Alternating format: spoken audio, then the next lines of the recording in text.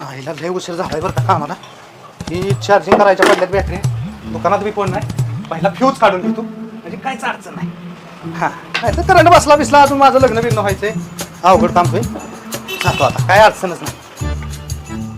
ते fuse views काढला आता काय डोक्याला टेन्शन नाही ताप नाही. लाईटीचं काम काय साधं आहे लय डेंजर काम.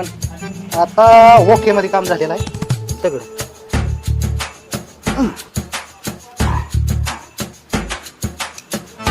त्याचा लय ताप आहे. त्याचं तोंडाने काढलेलं काय वाईट आहे. फ्यूज पुण्या काढला आयला हे लय घाण सवय कोणी बी येतंय आणि त्याच्या आयला सारखा फ्यूज काढून जातंय.